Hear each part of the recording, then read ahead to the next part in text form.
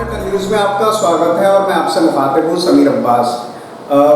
Rohilkhand medical college ने एक बड़ी पहल करते हुए पेट स्कैन की शुरुआत करी है, जो कि कैंसर के मरीजों को जांच में एक बड़ा फ़ायदा करेगी। उससे हम कैंसर की जो स्टेज है और भी जो तमाम चीज़ें हैं वो समझ सकेंगे और उसका बड़ा फ़ायदा होगा।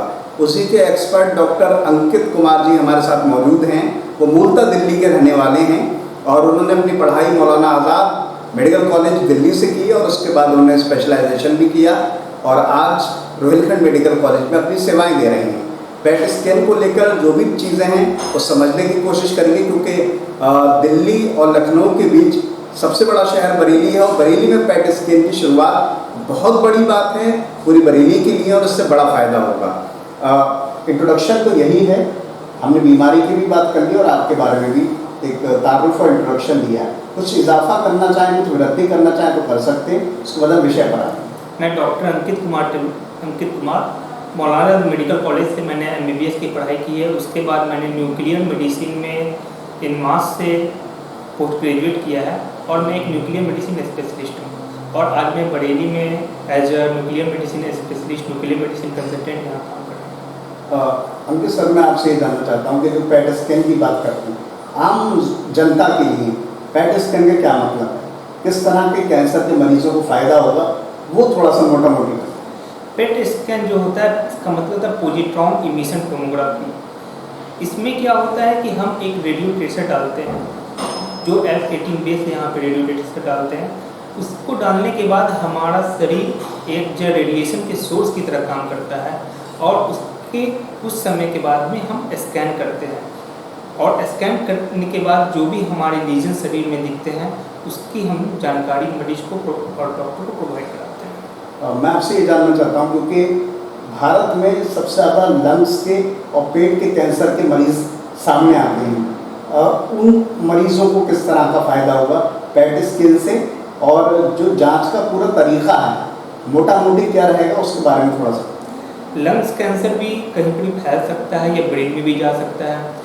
अगर लंग्स कैंसर की स्टेजिंग करनी हो तो उसके लिए पेट स्कैन जरूरी है। हमारे आंत की कैंसर हो, लीवर का कैंसर हो, गॉल ब्लैडर कैंसर हो, इनकी भी स्टेजिंग करने के लिए पेट स्कैन की ज़रूरत होती है। पेट स्कैन का केवल स्टेजिंग करने के लिए नहीं, स्टेजिंग करने के बाद इलाज किया जाता है, कीमोथेरेपी रेडियोथेरेपी दी जाती है।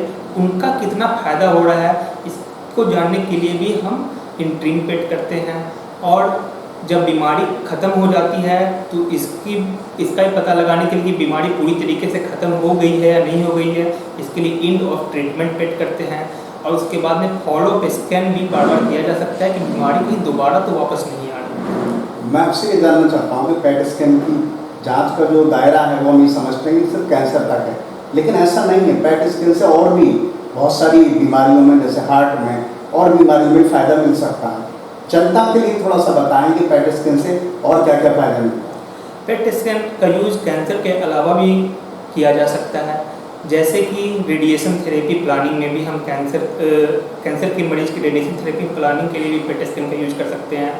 हार्ट के मरीज में हार्ट के वाल में नेक्रोसिस है या नहीं है, हार्ट को ट्रांसप्लांट की ज़रूरत है या नहीं है, इसको जानने के लिए भी पेट स्कैन कर सकते हैं।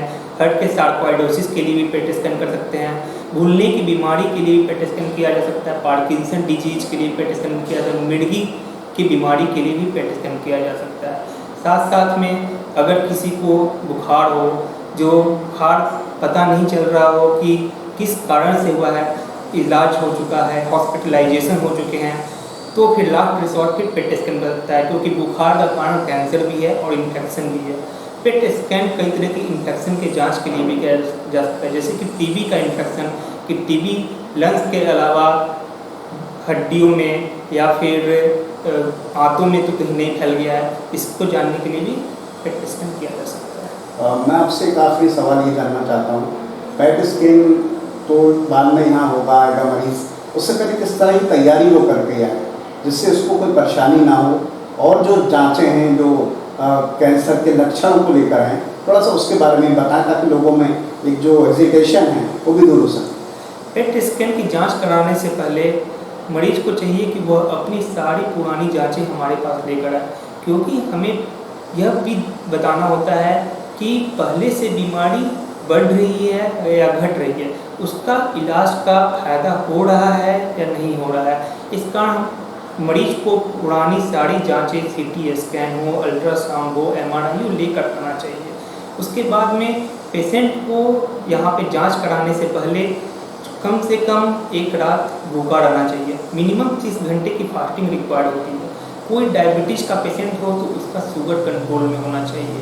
मरीज को यहाँ पे कॉन्ट्रैक्ट देने के लिए KFT की जांच कराना जरूरी है। जी, मैं एक आखिरी सवाल और आपसे जानना चाहता हूँ कि लोगों को कोई मैसेज ज़रूर दें। एक नई शुरुआत हुई है बरेली में, जनता में जागरूकता पैदा हो, जांचों की तरफ जो है वो आगे बढ़ सकें।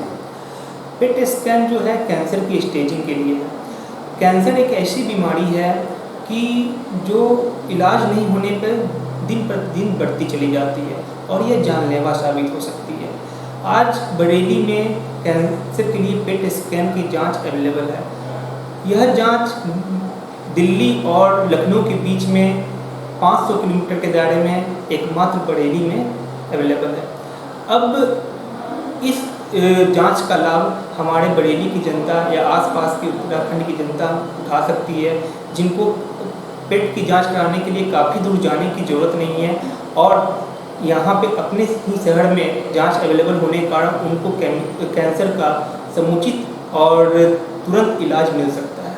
जी, मैं एक आखिरी सवाल जानना चाहता हूँ। जो प्रोफेशन सेट किया आपके, कैंसर का जो डॉक्टर होता है बड़ी बिजी लाइफ होती है और लगातार लगा रहता है, क्योंकि जांचों का दायरा बहुत लंबा होता है, जांचों में भी टाइम लगता है, बिजी लाइफ होती है। अपने मनोरंजन के लिए डॉक्टर अंकित क्या कर पाते हैं, क्योंकि आप अब बड़ी नौजवान हैं और राजीव गांधी जैसे इंस्टीट्यूट में भी आपने काम किया? जी हाँ, कैंसर की जो है जांच रिपोर्टें करना और फिर मरीजों का इलाज करना तो थोड़ा कठिन तो होता ही है, लेकिन हम अपनी निजी जिंदगी के मनोरंजन के लिए हम अपने फ्रेंड सर्किल को, अपने कलीगों को थोड़ा समय दे पाते हैं, जिससे कि वही हमारे मनोरंजन का असली स्रोत बन पाता है। बहुत सारी शुभकामनाएं हैं आपके लिए।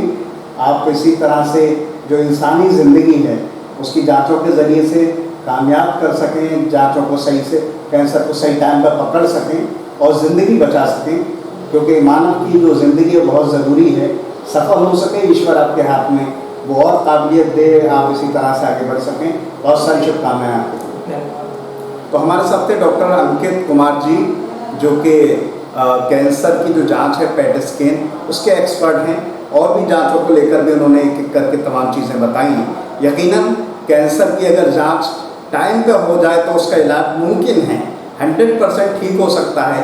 और उसके लिए रोहिलखंड मेडिकल कॉलेज ने जो शुरुआत की है, डॉक्टर अर्जुन अग्रवाल जी की पूरी रहनुमाई में, उनके साथ उनकी टीम ने जो की है वो बड़ी बात है। ढेरों शुभकामनाएं हैं रोहिलखंड मेडिकल कॉलेज को, डॉक्टर अंकित जी को, डॉक्टर अर्जुन अग्रवाल जी को और रोहिलखंड मेडिकल कॉलेज को, कि वो कैंसर के मरीजों के लिए लगातार आगे बढ़ें और कामयाबी हासिल करें। बहरहाल इन तमाम बातों के साथ मैं समीर अब्बास, अटल।